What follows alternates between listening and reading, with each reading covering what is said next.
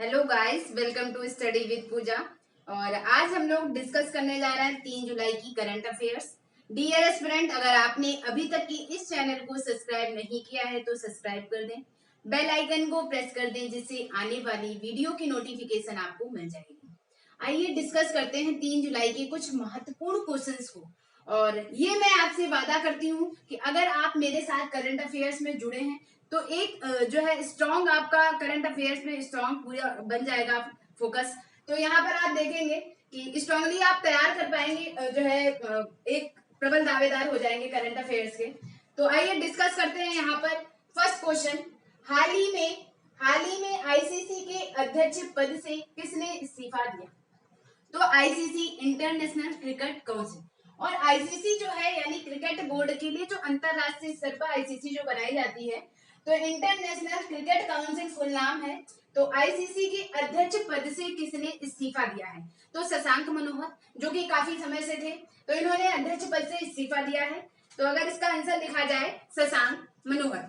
इसके बाद यहाँ पर शशांक मनोहर। अगर इन्होंने इस्तीफा दिया है तो इसकी जगह जाहिर है कोई नया व्यक्ति आया होगा।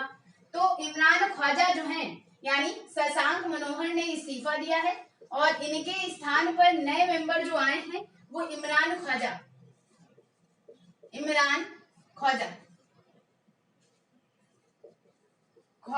ये नए पद के लिए नियुक्त हुए हैं आईसीसी के अध्यक्ष पद से। तो शशांक मनोहर ने इस्तीफा दिया और इमरान ख्वाजा जो है इनकी जगह पर आए हुए हैं। और इंटरनेशनल क्रिकेट काउंसिल स्थापना कब हुई? आईसीसी की स्थापना जो है वो 1909 ईस्वी में हुई। आईसीसी की स्थापना कब हुई? तो स्थापना हुई है 1909 में। 1909 में हेडक्वार्टर कहाँ है? तो हेडक्वार्टर जो है दुबई में है। दुबई। यूएई आपने सुना होगा, यूनाइटेड स्टेट एमिरेट्स जो है, तो यूएई जो है तो यूनाइटेड अरब एमिरेट्स। तो ये स्थापना हुई है आईसीसी की 1909 में और हेडक्वार्टर है दुबई में। दुबई यूएई में पड़ता है। और यहाँ पर आप देखेंगे कि अध्यक्ष कौन है? तो अध्यक्ष शशांक मनोहर ने इस्तीफा दिया है और इमरान ख्वाजा जो है वो नए अध्यक्ष पद के लिए नॉमिनेट हुए हैं या नए अध्यक्ष पद के लिए आए हैं। नेक्स्ट हम लोग बात करते हैं कि अमेरिकी संघीय संचार आयोग एफसीसी ने किस चीनी कंपनी को राष्ट्रीय सुरक्षा का खतरा बताया है?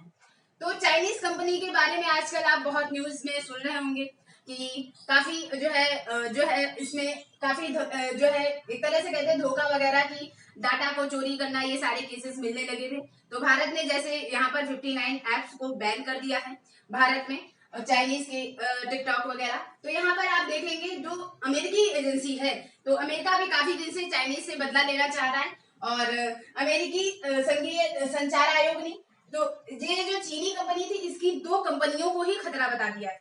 कौन सी 2 कंपनियां? तो हुआवेई से आप बहुत परिचित होंगे इस कंपनी से, चाइनीज कंपनी जो है। एक जेडटीई कंपनी, तो एक कह सकते हैं हुआवेई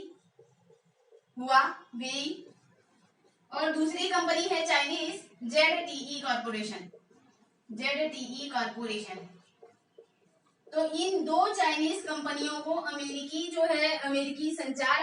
संघीय संचार आयोग ने खतरा बताया है, राष्ट्रीय सुरक्षा की दृष्टि से खतरा बताया है इन 2 कंपनियों को।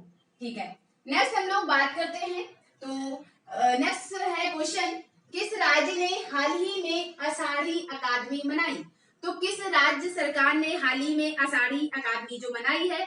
तो यहाँ पर आप देखेंगे महाराष्ट्र गवर्नमेंट ने हाल ही में आषाढ़ी अकादमी मनाई है। महाराष्ट्र सीएम कौन है? महाराष्ट्र के उद्धव ठाकरे सीएम है, उद्धव ठाकरे। तो यहाँ पर आप देखेंगे महाराष्ट्र में जो है आषाढ़ी अकादमी मनाई गई है। इसके अलावा यहाँ पर आप देखेंगे सीएम है उद्धव ठाकरे, गवर्नर है भगत सिंह कोश्यारी।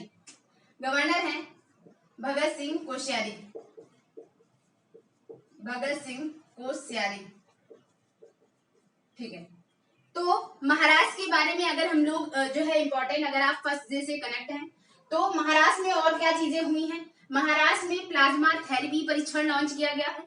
कौन सा प्लाज्मा थेरेपी परीक्षण? Project Platina. तो प्रोजेक्ट प्लेटिना कहाँ स्टार्ट किया है, किस राज्य सरकार ने? तो महाराष्ट्र राज्य सरकार ने। इसके अलावा महापरवाना जो है या कहते हैं महापरवाना जो है एक लॉन्च किया गया है, वो कहाँ पर ऐप जो है लॉन्च किया गया है, वो भी महाराष्ट्र गवर्नमेंट ने ही लॉन्च किया है। तो प्रोजेक्ट प्लेटिना और इसके अलावा महापरवाना। और ये क्या आप देख पा रहे हैं कि किस राज्य ने आषाढ़ी अकादमी बनाई है, तो महाराष्ट्र गवर्नमेंट। सीएम है उद्धव ठाकरे, गवर्नर है भगत सिंह कोश्यारी। नेक्स्ट हम लोग बात करते हैं, तो नेक्स्ट है वर्ल्ड बैंक ने हाल ही में भारत में सूक्ष्म लघु और मध्यम अकादमी एमएसएमई आपातकालीन प्रतिक्रिया कार्यक्रम को मंजूरी दी।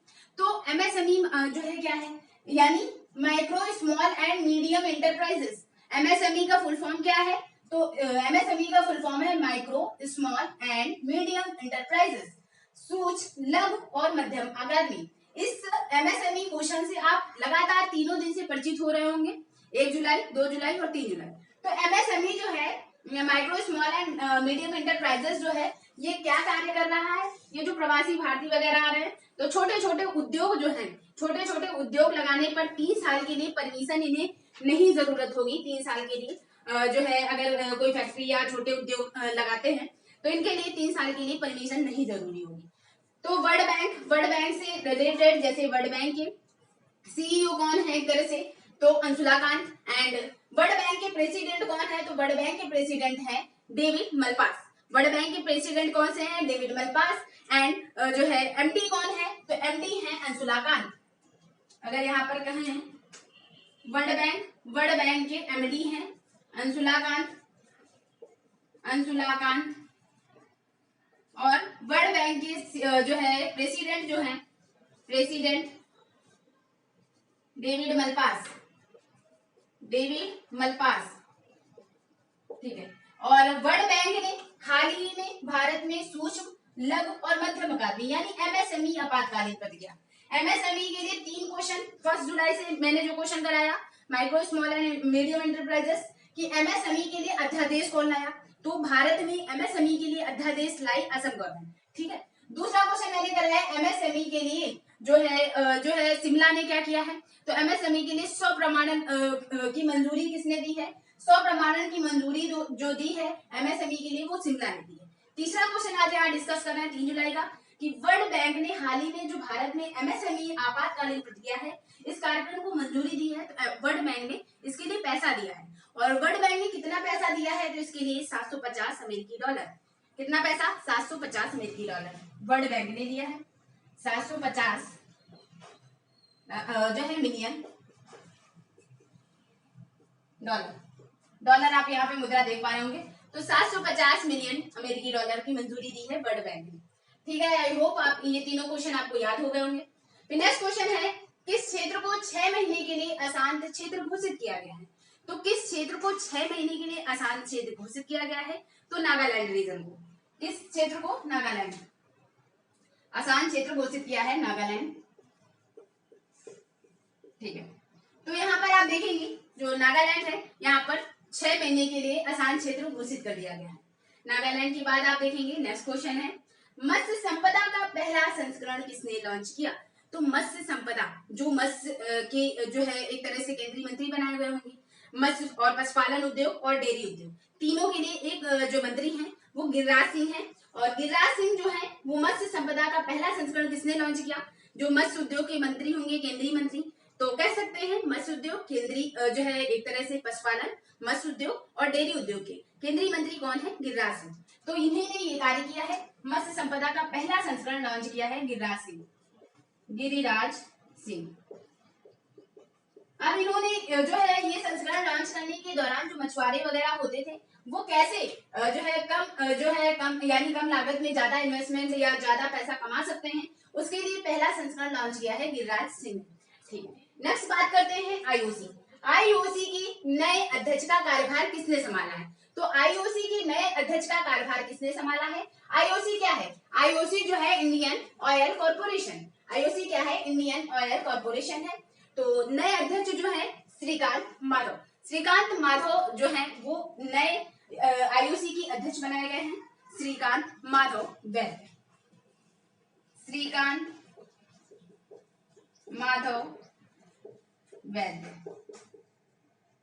ठीक है। तो यहाँ पर आप देखेंगे आईओसी इंटरनेशनल, यानी यहाँ पर आप देखेंगे आईओसी का full form Indian oil corporation, जो तेल के लिए बनाया जाता है, पेट्रोलियम तेल विभाग के लिए। तो इंडियन ऑयल कॉर्पोरेशन के नए अध्यक्ष का कार्यभार जो है वो श्रीकांत माधव वैद्य ने बनाया है। आईओसी की स्थापना हुई 1959 में और हेडक्वार्टर है इसका दिल्ली में। तो स्थापना 1959, हेडक्वार्टर कहाँ है आईओसी का? तो दिल्ली में, हेडक्वार्टर है दिल्ली में आईओसी का, ठीक है, इंडियन ऑयल कॉर्पोरेशन। नेक्स्ट बात करते हैं यूएनओ, यूनाइटेड नेशन ऑर्गेनाइजेशन, यानी यूएनओ में भारत के स्थायी प्रतिनिधि किसे नियुक्त किया गया? यूएनओ है, तो यूएनओ में भारत के स्थायी प्रतिनिधि कौन से बने हैं? तो इंद्रमणि पांडे जो है वो यूएनओ में भारत के स्थायी प्रतिनिधि नियुक्त किए गए। इंद्रमणि पांडे, ठीक है। तो यहाँ पर आप देखेंगे इंद्रमणि पांडे जो है वो यूएनओ में भारत के स्थायी प्रतिनिधि तो नियुक्त किए गए हैं प्रतिनिधि। इसके बाद नेक्स्ट आप देखेंगे विजडन द्वारा भारत के 21वीं सदी के सबसे मूल्यवान खिलाड़ी किसे नामित किया? जो क्रिकेट के जो है बहुत ज्यादा क्रिकेट पसंद करते हैं उन्हें तो ये नाम बहुत अच्छे से पता होगा। तो विजडन द्वारा भारत के 21वीं सदी के सबसे मूल्यवान, सबसे वैल्यूएबल जो प्लेयर नियुक्त किए गए हैं तो रवींद्र जडेजा नाम बहुत सुना होगा। तो रवींद्र जडेजा दूसरे नंबर के श्रीलंका के हैं। तो यहाँ पर आप देखेंगे रवींद्र जडेजा जो है मोस्ट वैल्यूएबल प्लेयर, मोस्ट जो है सबसे मूल्यवान खिलाड़ी जो है नियुक्त किए गए हैं, रवींद्र जडेजा नामित किए गए हैं और विजडन द्वारा नामित किया गया भारत की 21वीं सदी में। नेक्स्ट क्वेश्चन है नाफ्टा खतरों में है, यह किसके बीच एक मुफ्त जो है व्यापार समझौता है? तो नाफ्टा आपने सुना होगा। तो नाफ्टा कहाँ पर? अमेरिका, यानी नाफ्टा का आप नाम लेते हैं तो नाफ्टा क्या है? एक तरह से अमेरिका में तीन जो है उत्तरी अमेरिका का अगर आप मैप जानते हैं कॉन्टिनेंट, तो उत्तरी अमेरिका में मेजर 3 पार्ट में डिवाइड है उत्तरी अमेरिका, ऊपर का भाग अमेरिका, फिर कनाडा और फिर मैक्सिको। तो उत्तरी अमेरिका में या उत्तरी अमेरिका कॉन्टिनेंट में 3 भागों में डिवाइड है। मैं यहाँ दिखा दूं तो यहाँ पे है नहीं अभी इस टाइम बुक, ठीक है।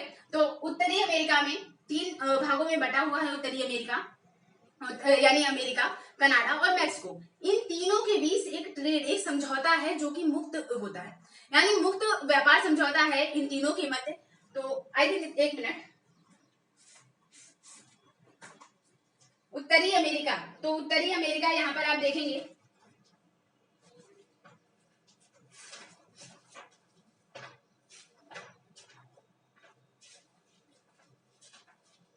ठीक है। तो ये मैप आप देख पा रहे होंगे, 2 तरह के मैप होते हैं, पॉलिटिकल होता है और एक जो होता है यहाँ पर आप देखेंगे तो यहाँ पर फिजिकल लिखा होता है, तो आप समझ जाया करें। तो यहाँ पर आप देखोगे ये उत्तरी अमेरिका का, आई थिंक विजिबल होगा, उत्तरी अमेरिका का जो मैप होता है वो 3 मेजर पार्ट में डिवाइड है। कौन से 3 मेजर पार्ट? ये कनाडा वाला रीजन है, ये अमेरिका का रीजन है और ये मैक्सिको का रीजन है। अमेरिका, कनाडा और मैक्सिको। तो ये नाफ्टा क्या कार्य करता है? ये नाफ्टा जो है ये इन तीनों के मध्य, यानी ये जो उत्तरी अमेरिका कॉन्टिनेंट है इन तीनों के मध्य मुफ्त व्यापार कर सकता है, यानी अमेरिका की या कनाडा में जो भी चीजें बनाई जा रही हैं, निर्मित की जा रही हैं, उनको कनाडा में लेकर आप बेच सकते हैं, खरीद सकते हैं, या फिर यूनाइटेड स्टेट जो है ये अमेरिका की जो चीजें हैं वो मैक्सिको में जाकर के ले जाकर के बेच सकते हैं, खरीद सकते हैं। कोई यहाँ पर जो टैक्स वगैरह नहीं पड़ेगा। तो यहाँ पर आप देखेंगे कनाडा और अमेरिका और इसी मैक्सिको, इनके मध्य जो है एक मुक्त व्यापार समझौता है नाफ्टा। तो नाफ्टा का पूरा नाम क्या होता है? तो नाफ्टा का पूरा नाम जो होता है North America free trade organisation, यानी free trade agreement. Free trade agreement यानी इन तीनों के मध्य जो आपने मैंने स्थान दिखाए अमेरिका, कनाडा और मैक्सिको, इनके मध्य North America free trade agreement sign किया गया है कि इनके मध्य जो है वो फ्री व्यापार किया जाएगा। तो ये किसके बीच मुफ्त व्यापार समझौता है? तो लिख सकते हैं। अब आपको याद भी हो गया होगा क्योंकि आपने मैप में भी देख लिया। तो अमेरिका, कनाडा और मैक्सिको किसके बीच मुफ्त व्यापार समझौता है? अमेरिका, कनाडा और मैक्सिको। अमेरिका, कनाडा और मैक्सिको के मध्य जो है एक मुफ्त व्यापार समझौता है, ठीक है। इसके बाद नेक्स्ट हम लोग बात करते हैं, अगर कहा जाए नाफ्टा की स्थापना जो है किसने की थी? तो नाफ्टा की स्थापना जो है वो बिल क्लिंटन ने की थी। किसने की थी स्थापना? बिल क्लिंटन ने, और जो है इनके द्वारा स्टार्ट किया गया था नाफ्टा। बिल क्लिंटन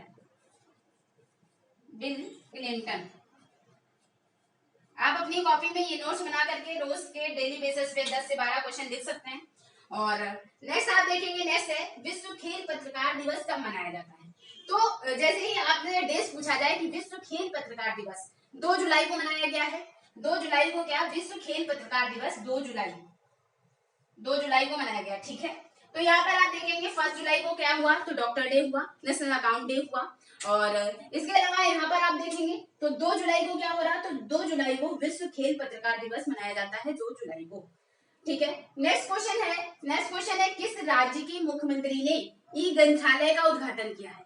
तो ई ग्रंथालय क्या है, जैसा कि आपसे कभी कभी परियोजना के बारे में पूछ देता है कि इसका मीन्स क्या है।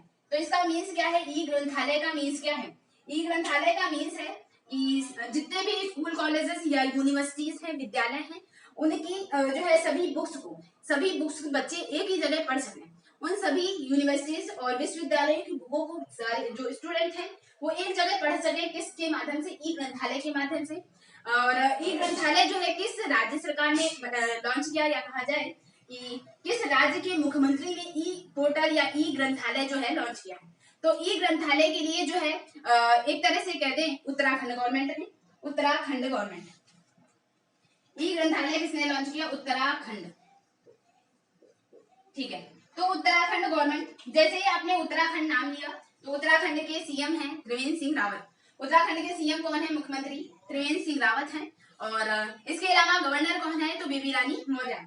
उत्तराखंड की गवर्नर बेबी रानी मौर्य, गवर्नर बेबी रानी मौर्य, और इसके अलावा जो है सीएम है त्रिवेंद्र सिंह रावत, ठीक है।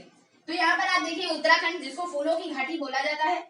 और इसके अलावा उत्तराखंड जो है यहाँ पर जिम कार्पेट नेशनल पार्क, काफी पुराना नाम हेली नेशनल पार्क, जिसका वर्तमान में नाम है जिम कार्पेट नेशनल पार्क, तो ये उत्तराखंड में है। गवर्नर है बेबी रानी मौर्य, सीएम है त्रिवेंद्र सिंह रावत। इसके अलावा उत्तराखंड में और कौन से महत्वपूर्ण करंट अफेयर की दर से क्या चीज जो है कार्यक्रम हुए, तो करंट अफेयर की दर से यहाँ पर जैसे उत्तराखंड में जैसे आपने कल 2 जुलाई का करंट अफेयर कवर किया होगा, तो उत्तराखंड में ही लाइकेन पार्क, भारत का पहला लाइकेन पार्क यहाँ पर जो है बनाया जा रहा है, स्थापित किया जा रहा है। तो पहला लाइकेन पार्क जो है वो उत्तराखंड में। और इसके अलावा दृश्य जो है पोर्टल लॉन्च किया गया है। दृश्य पोर्टल क्या है, तो दृश्य जो है वो कोविड-19 से जो प्रभावित लोग हैं उनको सही जानकारी के लिए दृष्टि कहाँ लॉन्च की गई है, तो उत्तराखंड में, ठीक है, दृष्टि पोर्टल। फिर उसके बाद जो है होप पोर्टल कहाँ लॉन्च किया गया है, तो होप पोर्टल भी उत्तराखंड में।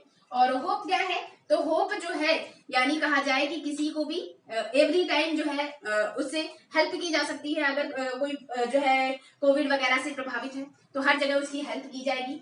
तो एक तरह से कहते हैं होप पोर्टल, दृष्टि, ये किसने जो है लॉन्च किया है, कहाँ पर, किस राज्य सरकार ने, तो उत्तराखंड में। तीसरा क्वेश्चन इसी में 2 जुलाई का करंट अफेयर्स की पहला लाइकेन पार्क कहाँ पर बनाया गया है, तो पहला लाइकेन पार्क जो है वो उत्तराखंड के पिथौरागढ़ जिले में जो है बनाया गया है। और इसके अलावा ई ग्रंथालय का उद्घाटन कहाँ किया गया है, ई ग्रंथालय का उद्घाटन उत्तराखंड में किया गया है। नेक्स्ट क्वेश्चन है किस देश ने अपनी सेना में पहली महिला लेफ्टिनेंट जनरल नियुक्त किया, तो किस देश ने अपनी सेना में पहली महिला लेफ्टिनेंट जनरल नियुक्त किया है, तो पाकिस्तान। आई थिंक विजुअल होगा इधर। तो पाकिस्तान ने अपनी सेना में पहली महिला जो है लेफ्टिनेंट जनरल नियुक्त किया है। क्या नाम है इनका जो है, तो पाकिस्तान में आप देखोगे कि प्रेसिडेंट और प्राइम मिनिस्टर, तो प्राइम मिनिस्टर जो है वो इमरान जो है यानी इमरान खान है। और इसके अलावा क्रिकेटर, और इसके अलावा जो पाकिस्तान के राष्ट्रपति जो है आरिफ अलवी है, तो राष्ट्रपति आरिफ अलवी और जो है प्राइम मिनिस्टर जो है वो इमरान खान है, ठीक है। अब पाकिस्तान में था कि पहली महिला लेफ्टिनेंट कौन, इनका नाम क्या है, तो निगार जौहर। नाम क्या है, निगार